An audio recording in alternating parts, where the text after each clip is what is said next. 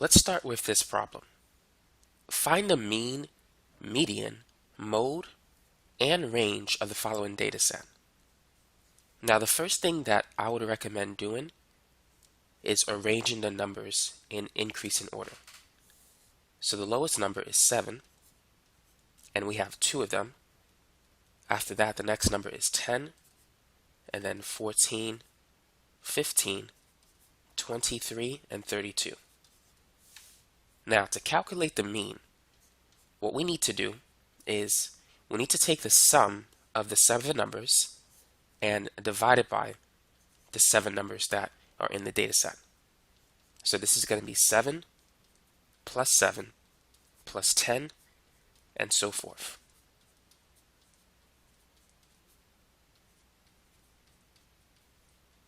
And then we're going to divide it by the 7 numbers. So the mean is basically the average of those numbers.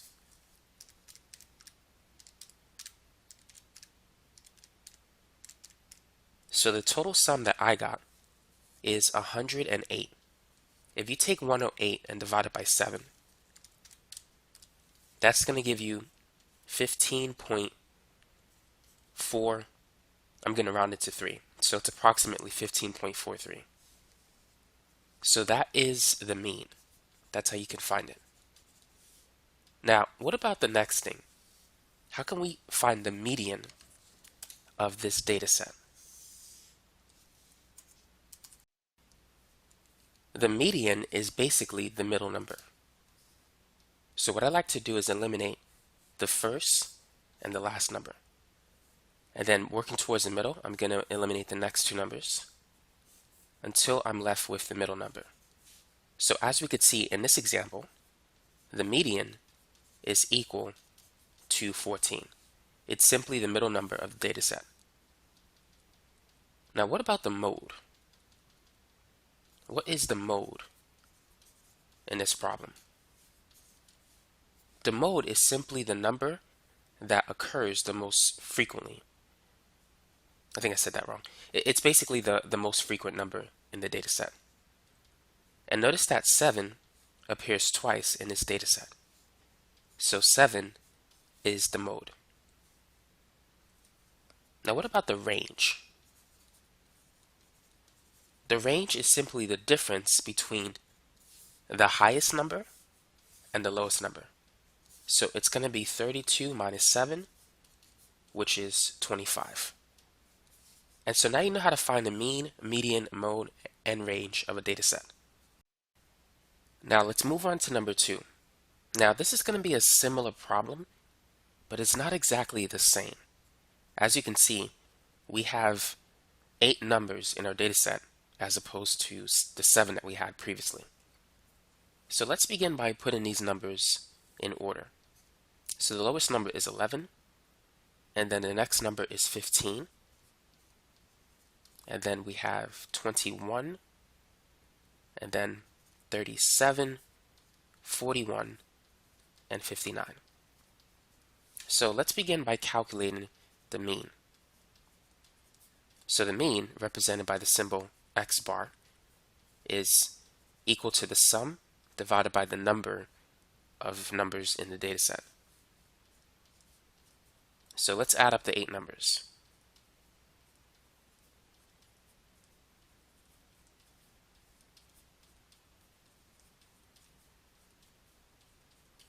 This is going to take some time. And then divide the sum by those 8 numbers. So we have 11 plus 15 plus another 15, and then 21, 37, 41, and 2 59s. So I got a sum of 258. If we divide that by 8, you'll find that the mean is 32.25. So that's the answer for the first part of the problem. Now let's move on to the second part. Let's calculate the median. As we said before, the median is simply the middle number. So let's eliminate the first and the last numbers and then the next two, and the next two. Notice that we don't have one number in the middle, but this time we have two numbers in the middle. So what should we do if we come across a situation? In this case, what you need to do is take the average of those two middle numbers. So you need to add them up and divide by 2. 2 plus 3 is 5. 7 plus 1 is 8. So 21 plus 37 is 58. And if you divide it by 2, this gives you 29. So 29 is the median in this data set. Now what about the mode? What is the mode in this example? Now, as we said before, the mode is the number that is basically, it's the most frequent number in the data set. But this problem is different from the last one because we have two numbers that appear twice, 15 and 59. So which of these is the mode? It turns out that they both represent the mode. So the mode is 15 and 59. So what we have is something known as a bimodal data set because there's two modes instead of one. It's not unimodal. Now what about the range? Well, there's nothing different about the range in this problem compared to the last problem. It's simply the highest number divided by the lowest number. So you could say H minus L. So the highest number is 59, as we could see here, and the lowest number is 11. So 59 minus 11 is 48. So now you know how to find the mean, median, mode, and range of a data set. Now let's talk about finding the quartiles and the interquartile range. So what I'm going to do right now is I'm going to make basically a number line with a beginning and an end. And let's say this number line represents our data. The lowest value is known as the minimum. The highest value in our data set is the maximum. Now we're going to break this number line into 4 equal parts. The first part is known as Q1. This is the first quartile. The second one is Q2, the second quartile, and then this is the third quartile. So let's say if the data was normally distributed, this would be at a 0% level, this would be 25, 50, 75, and then this will be 100. So you could see how the quartiles are related to each other respectively. Now, how do we go about finding Q1, Q2, and Q3? How do we do that? Q2 is basically the median of the entire data set. Q1 is the median of the lower half of the data set. And Q3 is the median of the upper half of the data set. Now the interquartile range represented by IQR, this is the difference between Q3 and Q1. So once you find Q1 and Q3, you can now calculate the interquartile range. Now the next thing that I want to mention is the ability to find or identify if a number in a data set is an outlier. So here's what you need to know. It's not going to be an outlier if it's within this range. If it's between Q1 minus 1.5 times the IQR, so that's the lowest that it can be, or the highest it can be is Q3 plus 1.5 times the IQR. So if you have a number that is within this range, it is not an outlier. But if you have a number in the data set that is outside of this range, then that number is an outlier. So let's work on an example. Let's say we have the numbers 7, 11, 14, 5, 8, 27, 16, 10, 13, 17, and 16. Go ahead and identify Q1, Q2, and Q3. Calculate the interquartile range, the IQR, and determine if there's any outliers in this data set. Feel free to pause the video and use what you know to try it. Now, as always, the first thing we should do is organize the data.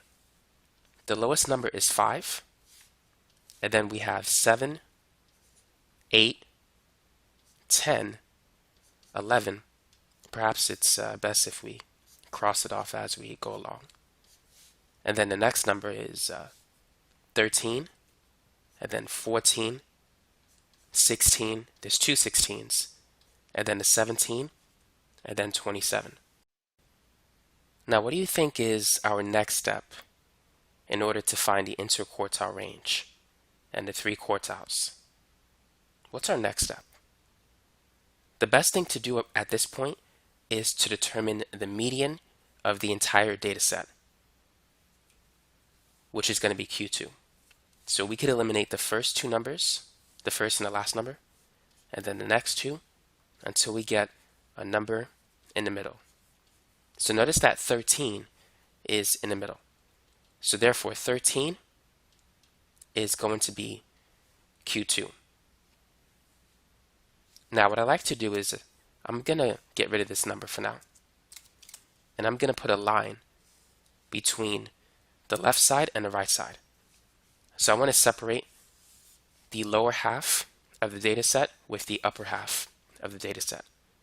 But the 13 is still here though, so just keep that in mind. So that's our Q2 value. Now, Q1 is the median of the lower half of the data set. So what is the median of those 5 numbers? The median is simply going to be the middle number of those 5 numbers. So Q1 is 8. Now, what is the median of the upper half of the data set? Notice that the middle number is 16. So that is Q3. Notice that we have a total of 11 data points. And so that's why 13 is not included in the lower half or the upper half. Because if it was, one side will have 5 numbers, the other side will have 6. And that's why I chose to write it up here, so that the lower half is the same as the upper half. They both contain 5 numbers. Now let's go ahead and calculate the interquartile range, IQR. So we said it's the difference between the third quartile and the first quartile. So it's going to be 16 minus 8, which is 8. And so that's how you could find the interquartile range of a data set. Now, what about the presence of any outliers? So looking at these numbers, do you think we have a number that really stands out that doesn't belong? Right now, 27 appears to be very far off from all the other numbers. So do you think 27 is an outlier? Well, let's find out. So let's write down what we know.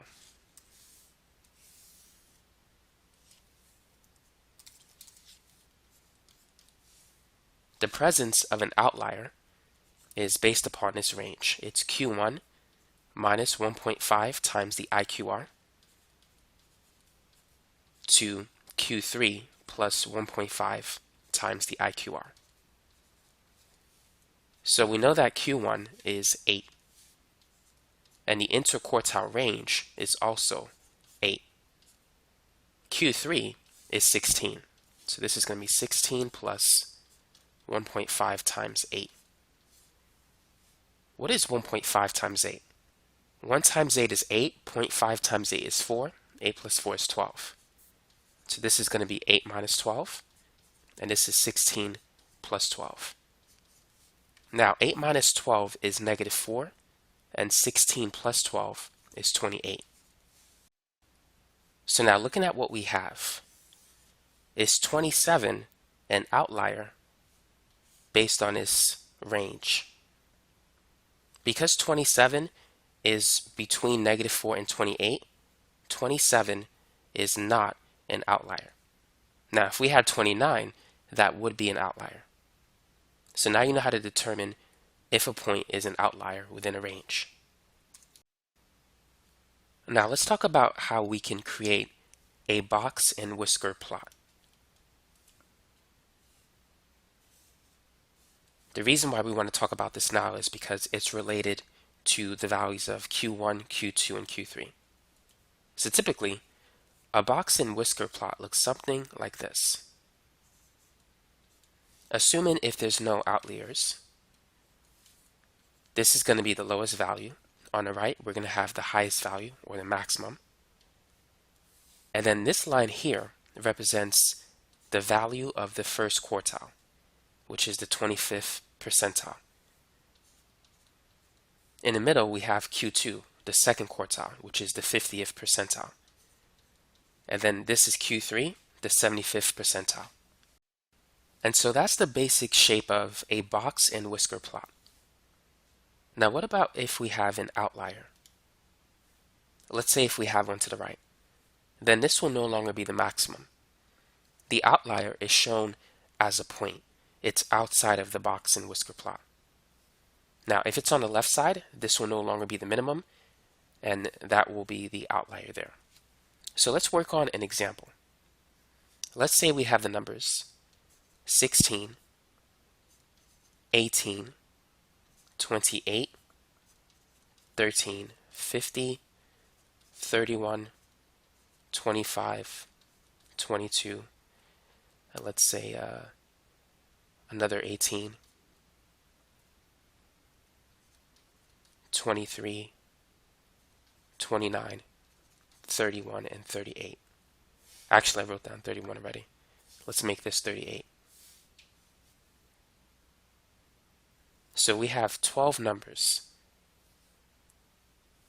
Using this data set, go ahead and find the interquartile range, Q1, Q2, Q3, identify the presence of any outliers, and then using all of that information, construct a box and whisker plot. Feel free to pause the video if you want to try that yourself. Now the first step, as always, is to write the numbers in increasing order. So we have 13, 16, 18. So let's get rid of those numbers. And then there's another 18, and then 22, 23. Next is 25, and then 28, 29.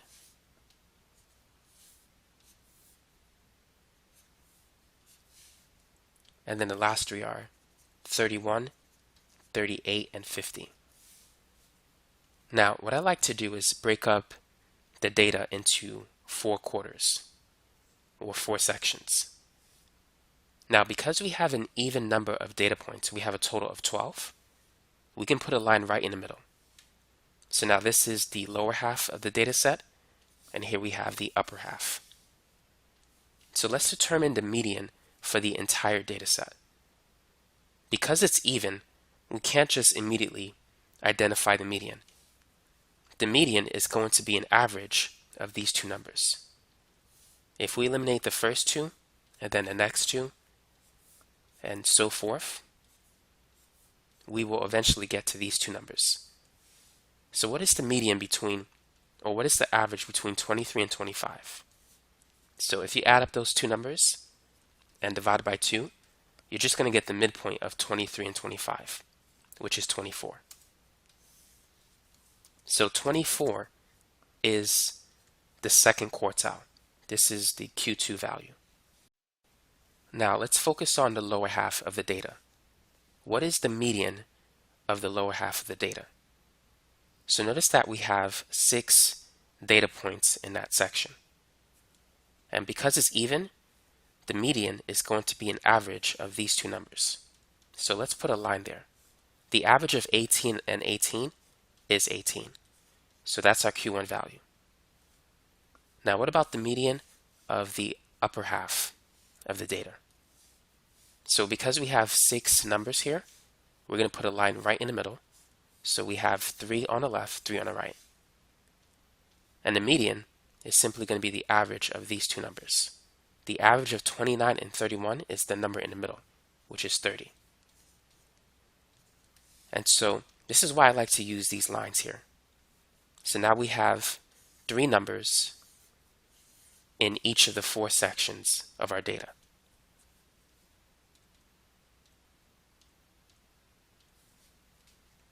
So now that we know Q1, Q2, and Q3, what is the interquartile range? What's our IQR value? The IQR is the difference between the third quartile and the first quartile. So it's going to be 30 minus 18, which is 12 in this example. So now that we have that, our next step is to determine if we have any outliers in this problem. So remember, this is what we need. We need to create a range. The lowest point of it will be Q1 minus 1.5 times the IQR, and the highest point of the range will be Q3 plus 1.5 times the IQR. Now I'm going to have to get rid of a few things. So let's write down the information that is important. So Q1 is 18, Q2 is 24, Q3 is 30, our minimum, the lowest value is 13, and the maximum, our highest value is 50. So let's keep that in mind. So now I can get rid of this. You may want to write that down just in case we need to go back to it. And I can also get rid of this too. So let's plug in what we know into this expression. So Q1 is 18, and the IQR, I got to write that down again. That was 12. It was 30 minus 18, which is 12. So this is going to be 18 minus 1.5 times 12. And then Q3 is 30 plus 1.5 times 12.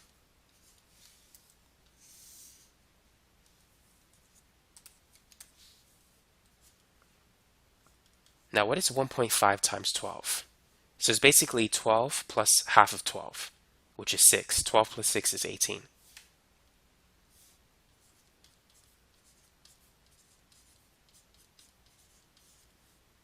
Minus 18 is 0. 30 plus 18 is 48. So, do we have any outliers? Are there any numbers outside of this range? And it turns out that there is. The maximum, 50, is not between 0 and 48. So this is an outlier.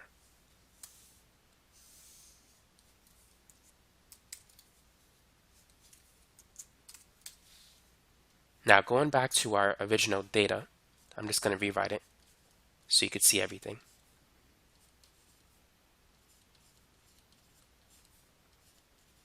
This is what we had.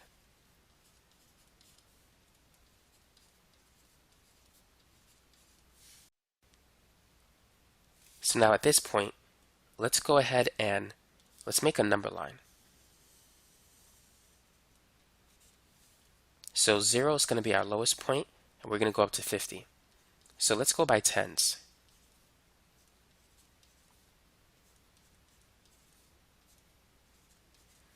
And let's put a mark in the middle to represent the fives. So let's begin by drawing a box. So we need to draw a box ranging from Q1 to Q3. So that's going to start at 18, and this is basically a rough estimate. It's not going to be perfect. And the end of the box will be at 30.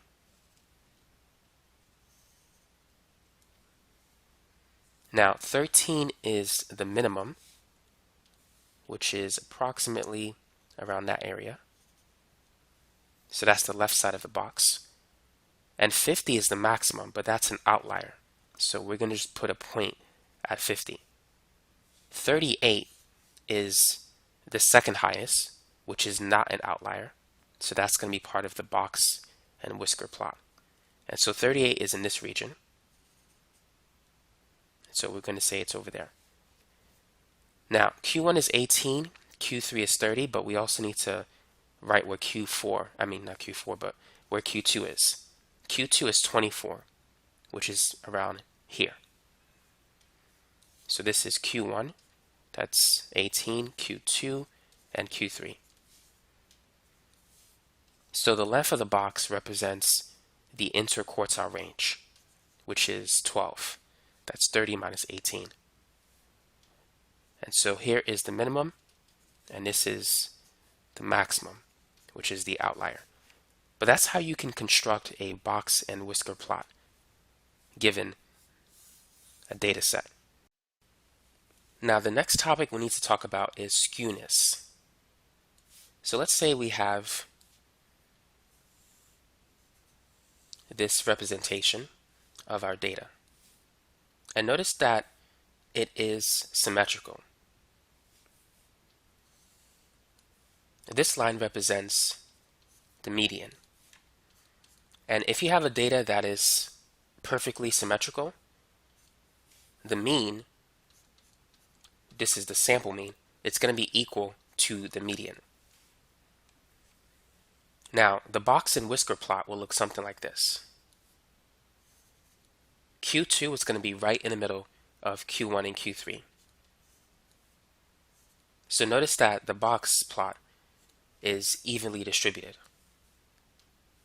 The left side is the same as the right side in length. And also, these lines are equal in length.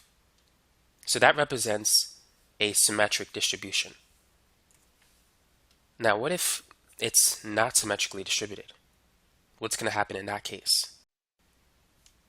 There are two possibilities. The data can be skewed to the right, or it can be skewed to the left.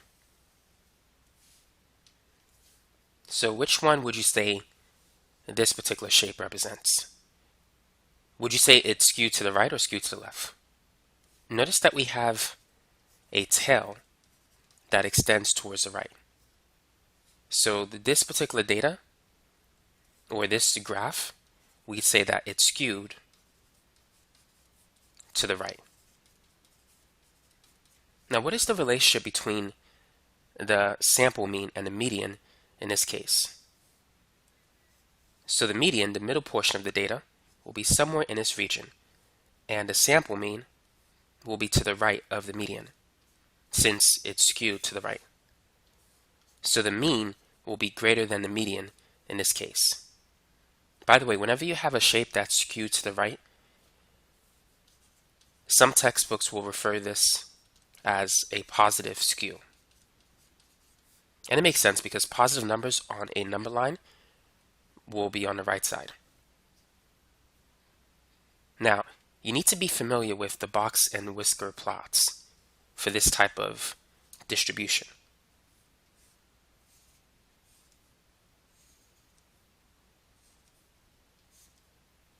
So here's one example. Notice that the right side of the box is longer than the left side. So this tells us that Q3 minus Q2 is greater than Q2 minus Q1. And so in that case, looking at the box and whisker plot, you can see that it's skewed to the right. Now sometimes these two boxes may be equal in length.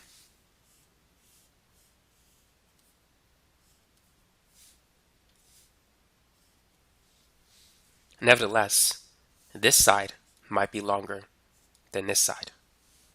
So even if the boxes are of the same length, if this side is longer, it will also be skewed to the right.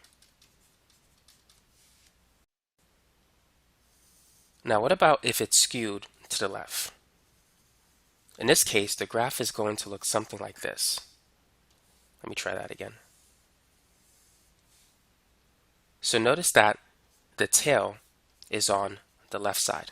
So in this case, we have a negative skew, or we could say that is skewed to the left.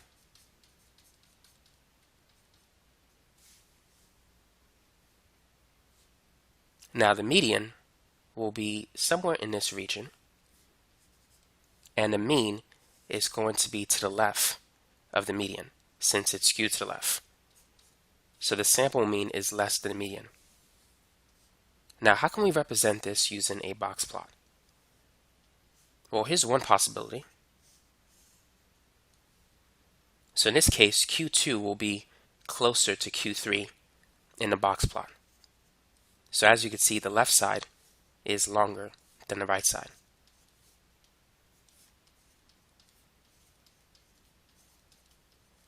So we can say that Q2 minus Q1 is greater than Q3 minus Q2 in this case.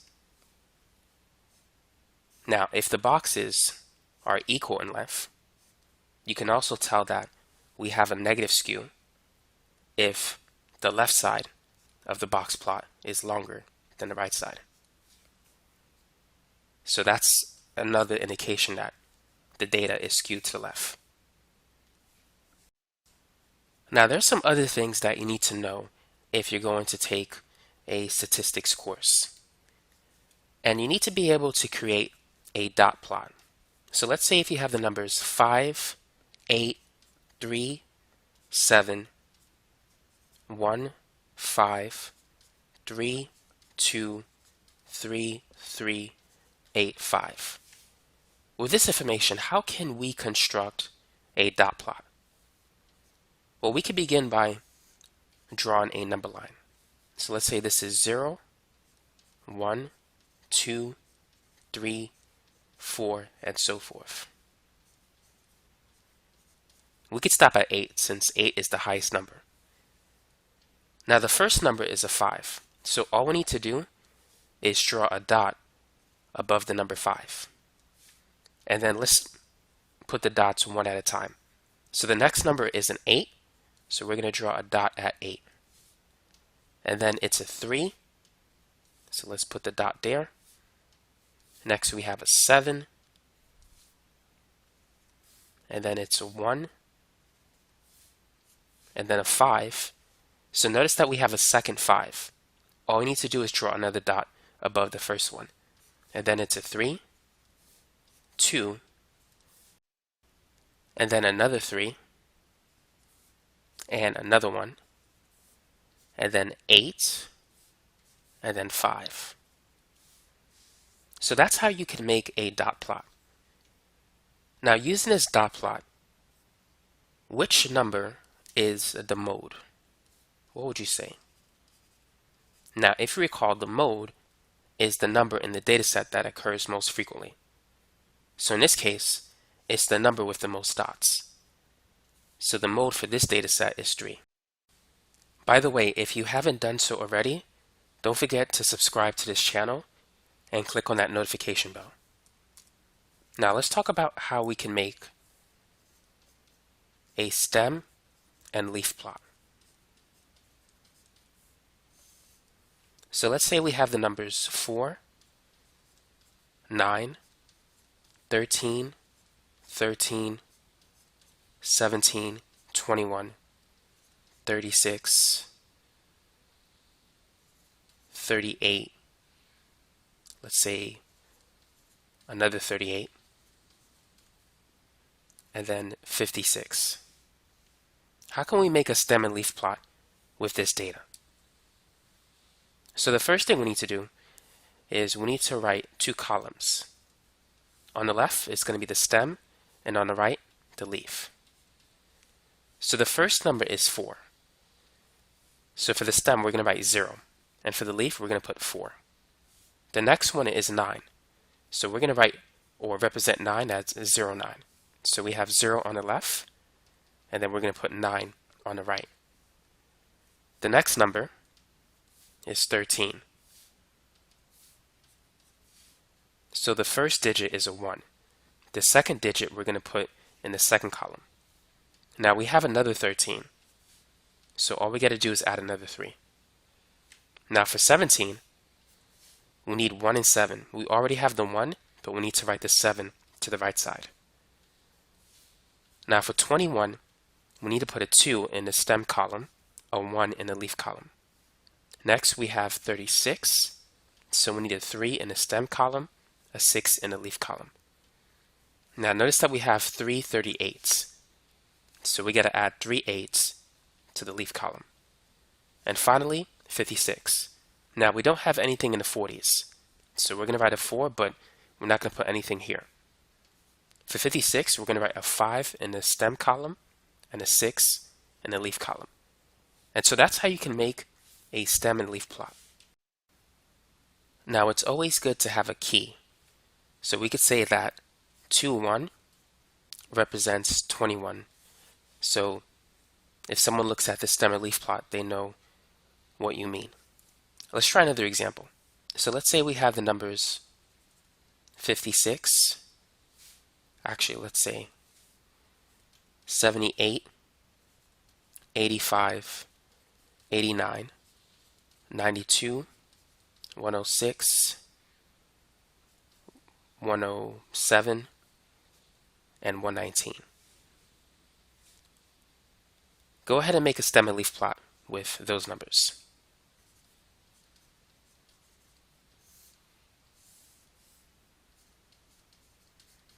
So the first number, 78, we're going to write a 7 in the first column and an 8 in the second column.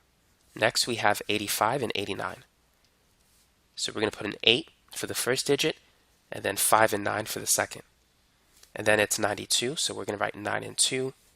Now for 106, we're going to put a 10 in the stem column, but a 6 in the leaf column. And for 107, we just got to add a 7 here.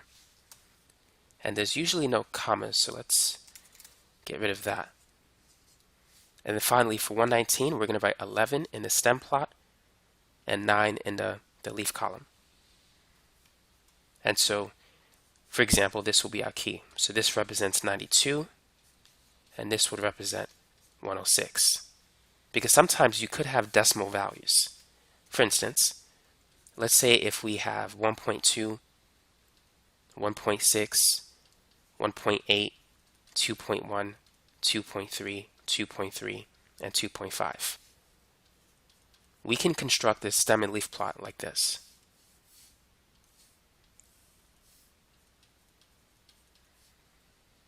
So we could start with 1, and to write 1.2, we could just put a 2 for the leaf plot. Now for 1.6, we just got to put a 6 in the leaf column. And for 1.8, just an 8. Now we can move on to the 2's. So we have 2.1, 2.3, 2.3, and 2.5. And so that's how you can make a stem and leaf plot using decimal values. So we could say 1/6 represents 1.6 in this particular example. Now the next thing we're going to talk about is something called a frequency table. So given a data set, how can we make a frequency table? So let's say we have the numbers 5, 9, 8, 7, 8, 12, 9, 8, 10, 8, 9, 7. So using those numbers, how can we make a frequency table? We're going to put 2 columns. So the first column will represent the number, and the second column will represent the frequency. And let's put down what we have. So the first number is a 5. And how many 5s do we have? There's only one 5, so the frequency is 1.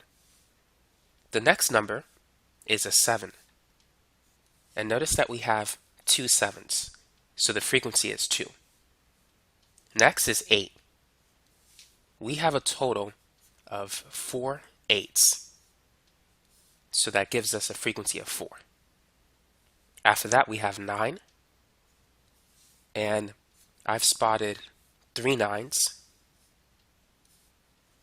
and then there's 110, and we have 112. So that's a simple way in which you can make a frequency table. Now, here's another question for you. How can we use the frequency table in order to calculate the sample mean?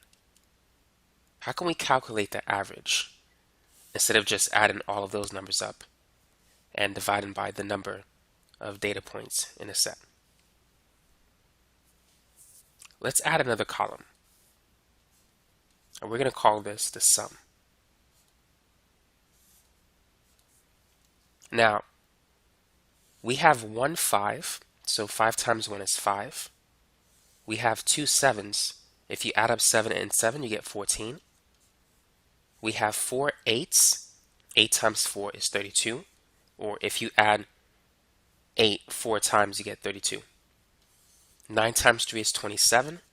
10 times 1 is 10. 12 times 1 is 12. Now we're going to add up the sum column to get the total sum. So 5 plus 14 plus 32 plus 27 plus 10 plus 12, that's 100. And we're also going to add up the frequency column. That's going to give us the total number of numbers that we have here. So we have 1 plus 2, which is 3, plus 4, that's 7, plus 3, that's 10, plus 2, that's 12. So we have a total of 12 numbers. So the mean is going to be the sum divided by the total number of points that we have in our set. So it's 100 divided by 12. So the mean in this example is 8.3 repeated. And so that's how you could use the frequency table to calculate the mean of a data set.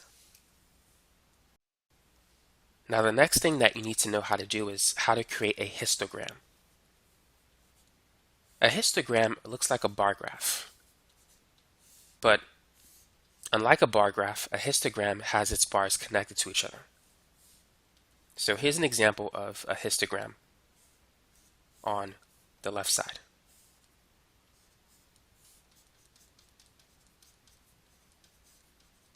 On the right side, I'm going to draw a bar graph.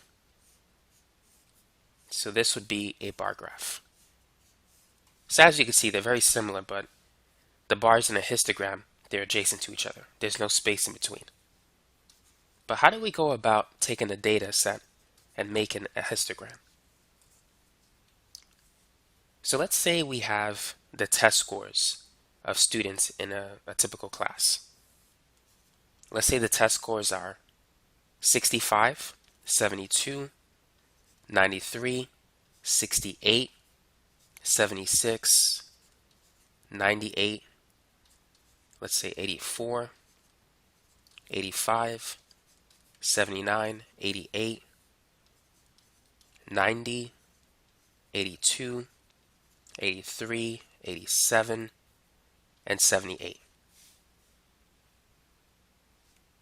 Now the first thing we need to do is create a frequency distribution table. And so what we're going to do this time, rather than talk about how frequent, or rather than describing the frequency of each number, we're going to break it up into categories or classes. On the left side, we're going to have the grade. On the right side, the frequency.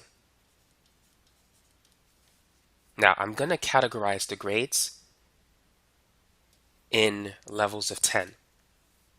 So a D would be 60 to 69. A C would be 70 to 79. A grade of a B would be 80 to 89. And an A is going to be 90 to 100. So those are our 4 categories or 4 classes. Now, how many students received a grade between 60 and 69? So notice that there are 2 students. We have the grades 65 and 68. So the frequency will be 2. Now, how many students received a C on their exam? How many students received a grade of somewhere between 70 and 79? So we have 1, 2, 3, and 4. So 4 students got a C on their exam. What about a B? So we have 84, 85, 88, 82, 83, 87. So I counted a total of 6. And what's left over are those who got an a 93, a 98, and a 90. So now that we have our frequency distribution table, we can now make a histogram. So on the y-axis, we're going to plot the frequency. On the x-axis, we're going to put the grades. So the grades will vary between 60, 70, 80, 90, and 100, because the classes are separated by intervals of 10, approximately. Now, the highest frequency is 6, so let's go by 1. 1, 2, 3, 4, 5, 6. So let's plot the first one. Between 60 and 69, which is close to 70, the frequency is a 2. So it's going to look like that. And then between 70 and 79, 4 students got a grade in that region. I'm going to use the same color.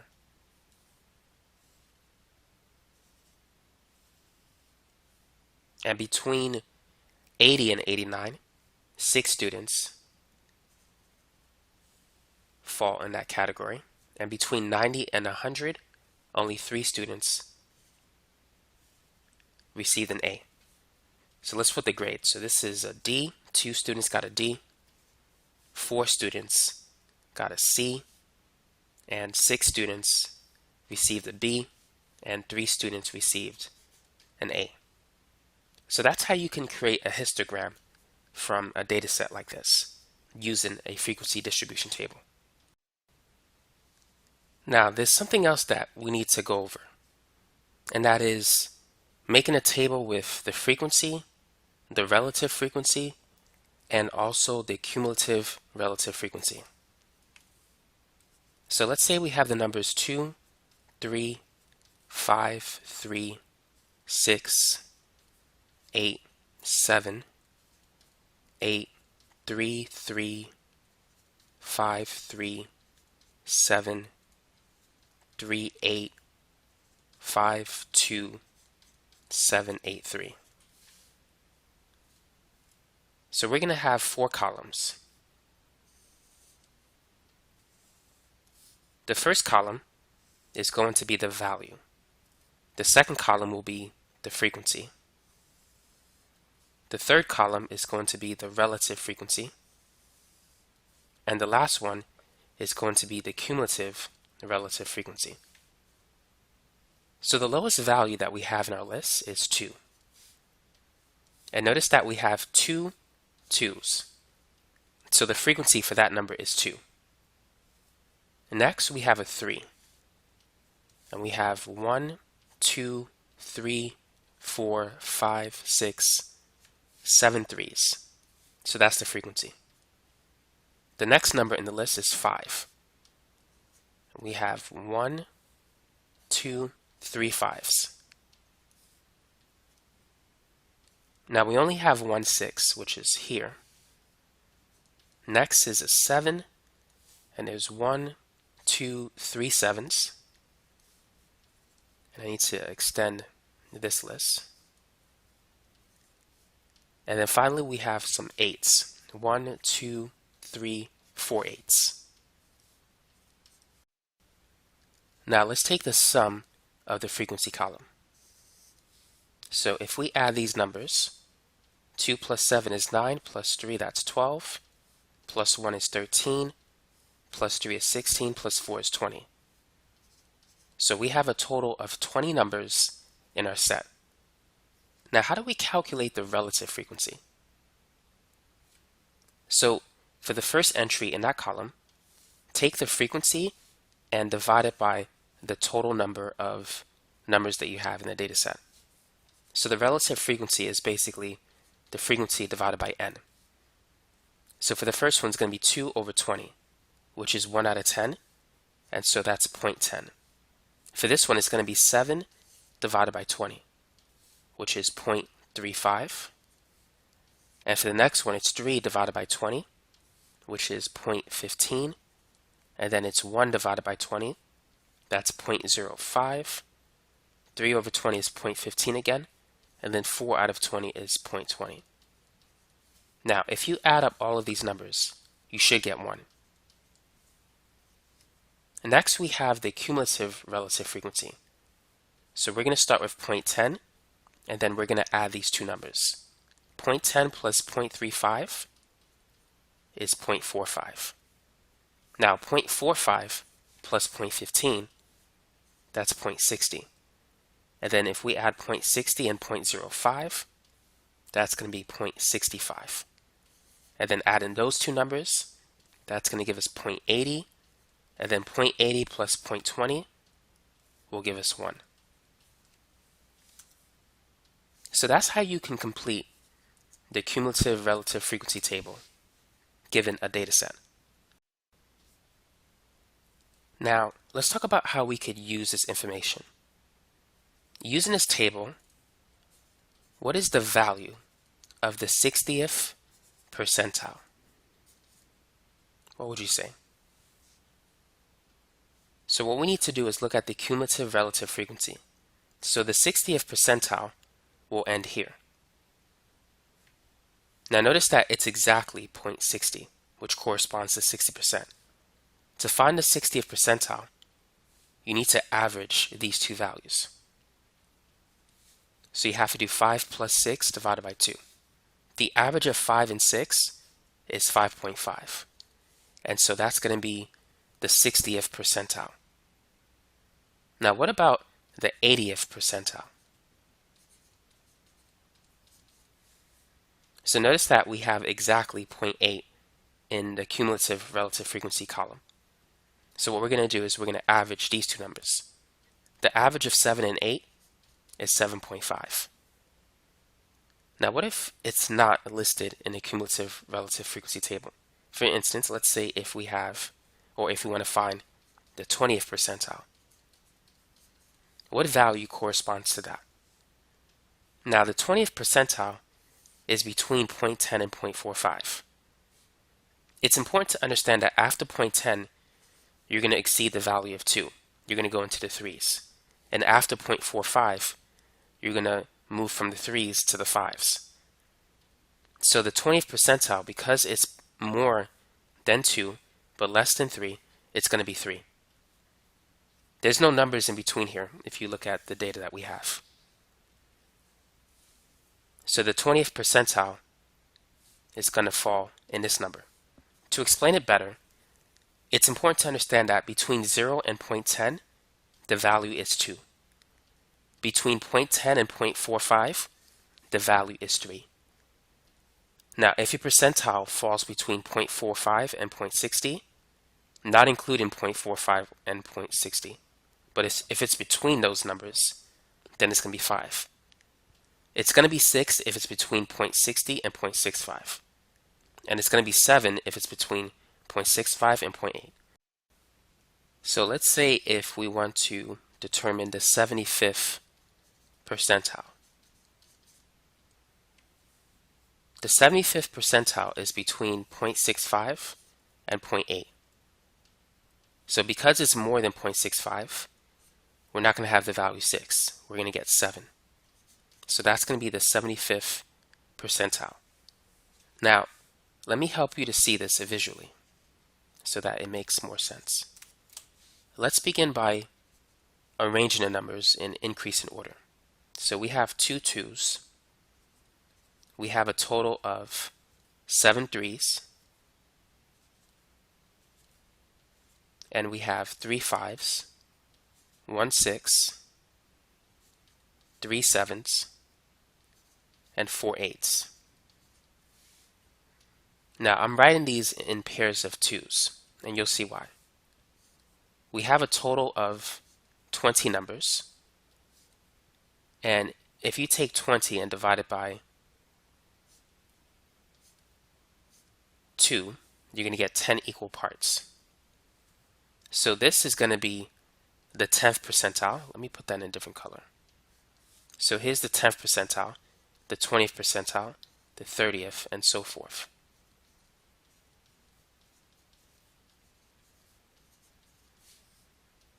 So this would be the 100th percentile. There's nothing higher than that. So the first thing that we went over was the 60th percentile, which is here. So notice that we have a 5 on the left and a 6 on the right. So we need to average 5 and 6. And so we said the 60th percentile was 5.5. The second one was the 80th percentile, which is here. Notice that it's between two different numbers, 7 and 8. So if we average 7 and 8, it will give us 7.5. Now after that, we talked about the 20th percentile, and the two numbers that it's between are identical to each other. So therefore, the 20th percentile is just 3. And the last one was the 75th percentile, which is between 70 and 80. And so these two numbers are just 7. And so the 75th percentile has to be 7. So now you can visually see the values that correspond to the different percentiles. And if you want to, you could put 0 as well. I forgot to do that. But that's basically it for this video. So hopefully it gave you a good introduction into statistics. There's a lot of other stuff that you'll learn in this course, but these are just some of the basics. Thanks again for watching.